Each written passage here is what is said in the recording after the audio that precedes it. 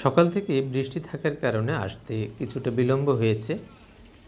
আজ ছিল সাবিতের science olympiad ফালাহিয়া কেন্দ্রে। এখানে পরীক্ষা শুরু হয়েছে 10টা থেকে, কিন্তু আমাদের আসতে কিছুটা বিলম্ব হয়েছে। পরীক্ষা শুরু হওয়ার কথা ছিল 9:30টায়। বৃষ্টির কারণে কর্তৃপক্ষই আধা ঘন্টা পিছিয়ে 10টায় করেছে। তাও আমরা সময় মতো আসতে পারিনি, কারণ ইনফরমেশন গ্যাপ ছিল। সাবিত, কি পরীক্ষা ছিল আজকে? আচ্ছা, তো পরীক্ষা কেমন দিলে? ভালো হয়েছে। প্রশ্ন কেমন ছিল? ভালো মানে প্রশ্ন কি তোমার ক্লাসের প্রশ্ন ছিল না?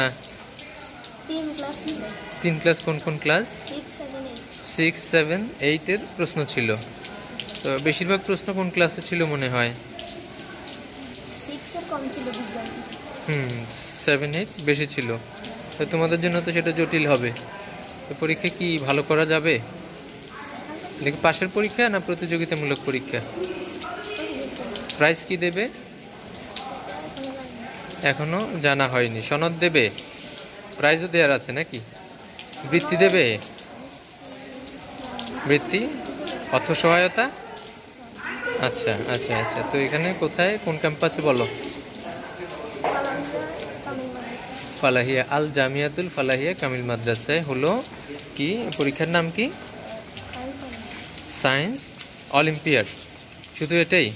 2025। যাই হোক, শুভকামনা থাকলো, ভালো করো। আল্লাহ হাফিজ।